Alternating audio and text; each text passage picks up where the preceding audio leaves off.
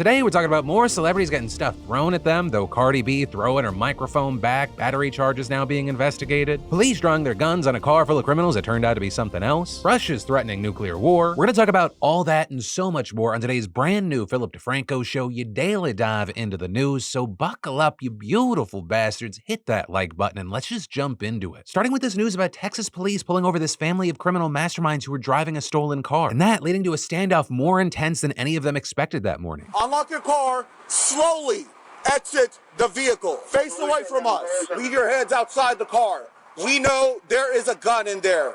If you reach in that car, you may get shot, so be careful. So the cops pull this family out of their car, they handcuff the sixth grader, they threaten to shoot them, and then they realize, oh no, we made a mistake. This is the wrong car. Turns out when the officer ran their plate, she accidentally typed an AZ for Arizona rather than AR for Arkansas. And just coincidentally, happenstance-like, there was a stolen car in Arizona with the same make, same model, same colors, same license plate, and everything except for the state. With all that, then giving the cops the incredibly awkward job of trying to apologize for everything that just happened. Listen, bro, we just here for a basketball tournament, bro. We just learned right now. That's why we stopped. Man, don't do this to my son, bro. That's why we told you. Y'all put a gun on my son for no reason, dog. I'm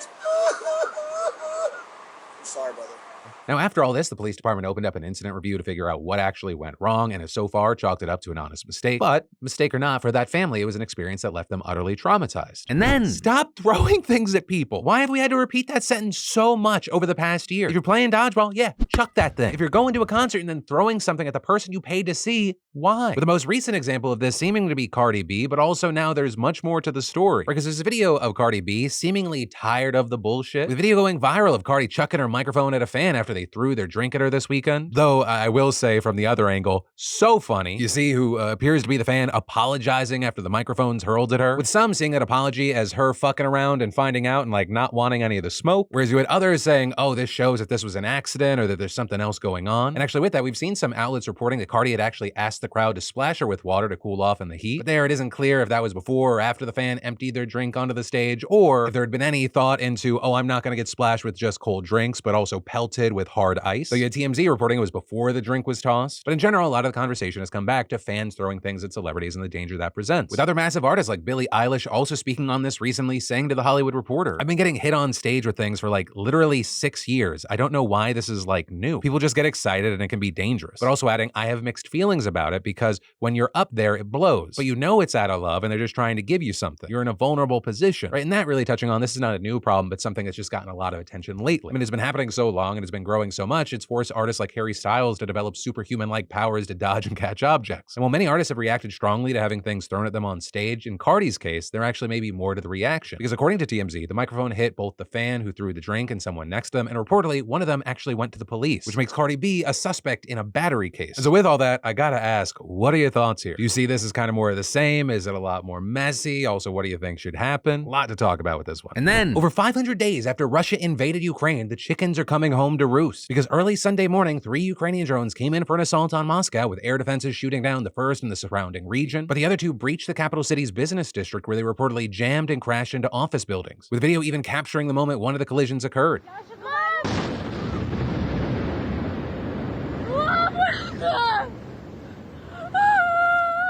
Ripping the face off this skyscraper and showering debris onto the sidewalk below. Now, reportedly just one person was injured. The airspace over Moscow was closed temporarily, but the main impact of this was symbolic, especially as we've seen a string of other attacks inside Russia during recent months, like when Ukraine allegedly struck the Kremlin with drones back in May. Right, while Kyiv wouldn't admit to carrying them out and still hasn't for this one either, Zelensky has proudly claimed responsibility, with the president of Ukraine saying, gradually the war is returning to the territory of Russia, to its symbolic centers and military bases, and this is an inevitable, natural, and absolutely fair process. And Sunday strike was the 4th on the Russian capital region this month and the 3rd last week, with it signaling that Ukraine may be looking to send a message to the Russian people that not only does Putin lack full control over his own war, but that they're going to feel its effects back home if it doesn't end. Meanwhile, the Ukrainian counteroffensive is making slow but steady progress on the home front, with forces clawing back less than 6 square miles of territory in the south and east over the past week, according to officials, which doesn't sound like much, but it adds to the nearly 130 square miles the Deputy Defense Minister claims have been recaptured since early last month. Though Russia says its forces have strongly resisted the Ukrainian push and it continues to fly its own drones guns deep into enemy territory, with 2 missiles flying into President Zelensky's hometown, reportedly killing at least 6 people, including a 5-year-old girl, and wounding 75. And yesterday, you had the deputy chairman of Russia's Security Council saying that Moscow would have to use a nuclear weapon if the counteroffensive is a success. And then the war around libraries and books right now is getting kind of wild, right? Just this weekend, we saw a judge in Arkansas temporarily block a law that would have made it a literal crime for librarians and booksellers to give minors what they referred to as harmful materials. And I use air quotes there because the law, which was set to go into effect tomorrow, vaguely defined harmful, saying it was anything containing nudity or sexual content, appealing to a lewd interest in sex, lacking serious literary, scientific, medical, artistic, or political value for minors, or just anything deemed inappropriate for minors under current community standards, which is incredibly broad. Which is why last month, a group of booksellers and libraries filed a lawsuit arguing that the elements of the new law were just unconstitutional. The group's also claiming the law presented them with an impossible situation, forcing them to either remove all books that someone could just deem harmful to minors under the vague law, or create a separate and secure adult-only room for those books like it was an 18-plus porn room at the video store back in the day, or just ban all minors from even entering libraries or bookstores entirely. And if they didn't do that, they would be liable for criminal charges and fines. And so you had a judge agree, issuing a preliminary injunction where he argued the law would permit, if not encourage, library committees and local governmental bodies to make censorship decisions based on content or viewpoint, which would violate the First Amendment. And the injunction also going on to note that Arkansas already has a law that criminalizes providing obscene materials to minors, with that law specifically outlining long-standing exceptions that protect librarians from prosecution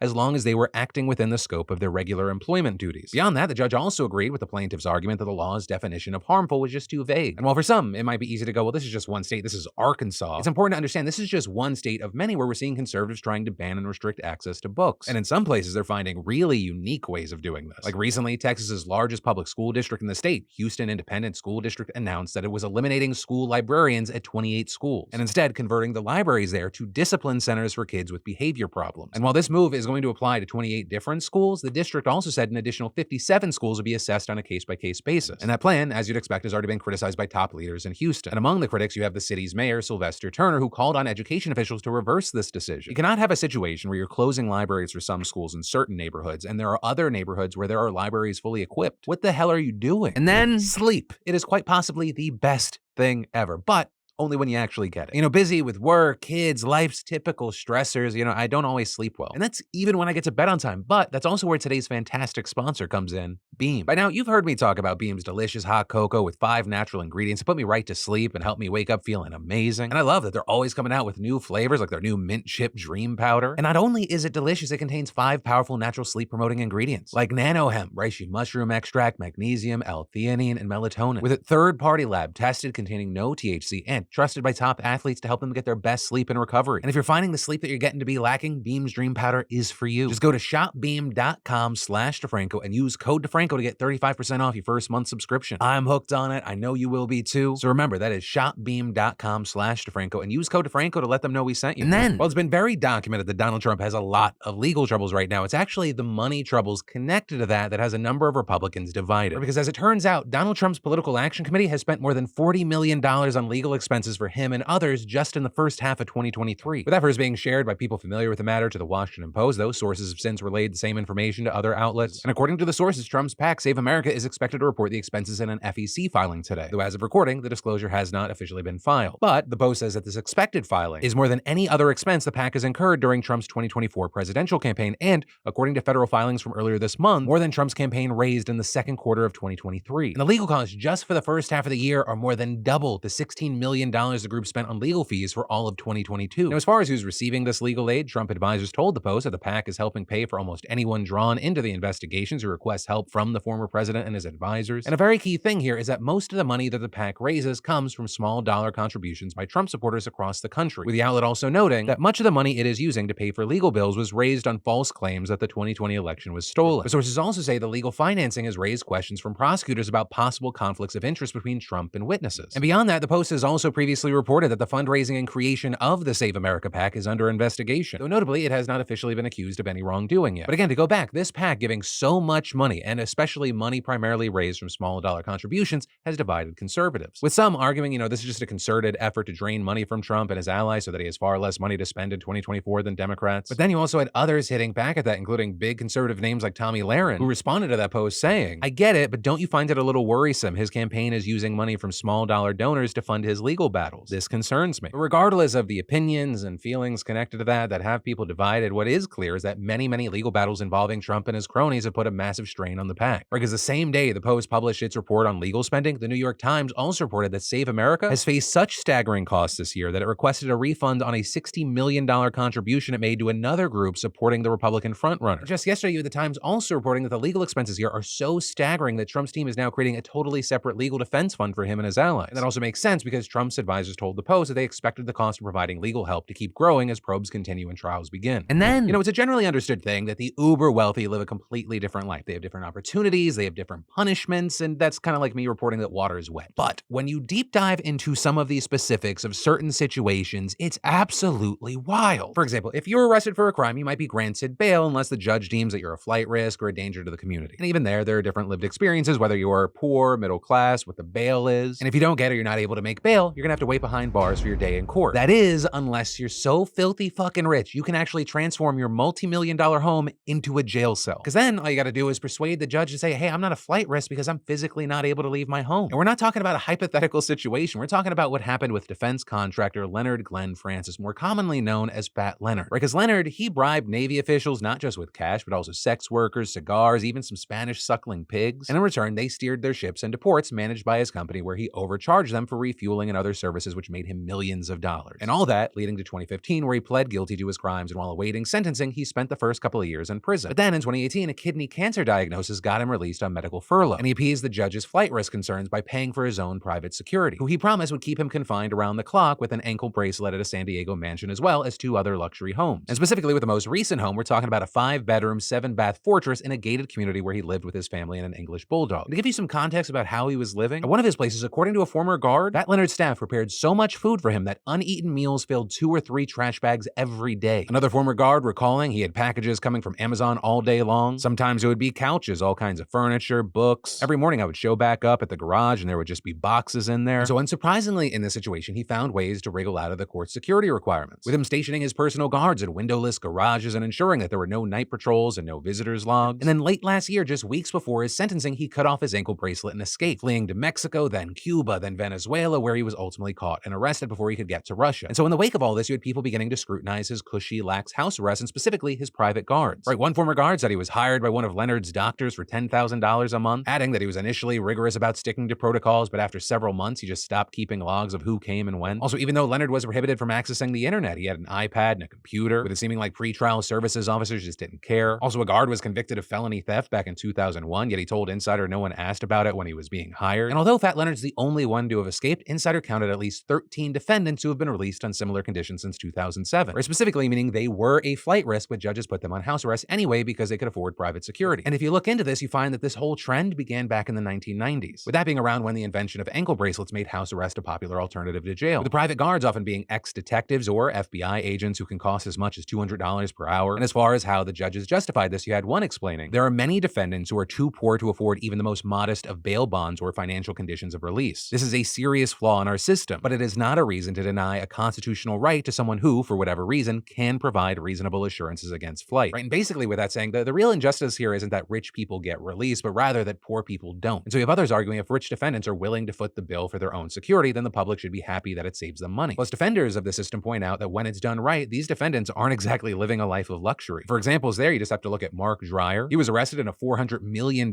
fraud case in 2008 after he sold fake debt to hedge funds. And so with that, most of his assets were seized or frozen by the government. He didn't even have the cash or property to post bail. But his lawyer got him a deal where he could be released into the custody of private guards paid for mostly by his family at his 3,000 square foot Manhattan apartment. And so for $70,000 a month, he hired a security firm to impose a 24-hour lockdown on himself, cutting off access to the balcony, internet, and cell phones, enforcing a highly restricted visitors list, and using reasonable force if he tried to escape. And to do all this, they disabled all his locks, installed metal contacts on the front and balcony doors, tapped his computers, screened his mail, severed his home telephones, and dismantled his home entertainment system. They also set a midnight curfew, and for good measure, they tossed out anything sharp, be it steak knives, razor blades, or scissors. And so for Dreyer and a number of these other white-collar defendants, they essentially watched their castle turn into a dungeon, where you have staff who are watching you instead of serving you. And so with that, you had a managing director at one of these security firms saying the homeowners often lash out, and adding that ugly scenes at kitchen tables are not uncommon. Right, reportedly, Dreyer was driven half wild over his 5-month confinement by the federal agent in his living room who spent most of his shift just talking loudly on his phone. And so with that, it's not really a surprise that many of the guys try to manipulate the system with their resources. For instance, one of the off-duty cops guarding Samuel Cohen reported that the tech executive tried to bribe him with $10,000, something that also got Cohen sent back to jail. Or in another case, a woman was caught trying to smuggle heroin to Cameron Douglas, the son of actor Michael Douglas, inside of an electric toothbrush. With the chief investigator there recalling, the minute we brought him back from meeting with the DEA, I think, or the prosecutors, he starts saying, I want to brush my teeth, I want to brush my teeth. It was pretty obvious. But in other cases, the defendant's money buys them exactly what they're looking for. Like with one real estate billionaire who bribed 2 UN officials and whose guards improperly let a masseuse visit him several times and drove him to Chinatown to get dinner. Or like this guy who helped funnel millions of dollars in drug money through the US banking system, then using his guards as character references during sentencing, with him sending flattering letters about him to court saying things like he knows each and every one of us and asks how we are and how our families are and if we need anything. Or it was natural to strike up a bond with Mr. Wiegand, which is why in these and other cases, critics say that it's unclear who the guards are actually serving, the judge who granted the release or the defendant who pays them. With, for example, the Monitor who kept an eye on Bernie Madoff saying it's a complex issue. Would you, as a bail guard, reprimand the man who signs your paychecks, lock him in the bathroom, tackle him if he ran out the door? But also, just to kind of bring us back to reality for most people, we've only been talking about people deemed a flight risk, where for the majority of defendants who are not and only need to pay a bond for their release, we see a much more simple inequality, or a situation where the rich can afford bail and the poor cannot. So 2 people charged with the same thing, one group goes free while the other languishes in jail before even being found guilty, which is also exactly why we've seen activists pushing for bail reform, and some even seeking to abolish cash bail for nonviolent offenses altogether. And that's where your daily dive into the news ends for today. But for more news you need to know, I got you covered with new videos like this. You can also click those links in the description down below. But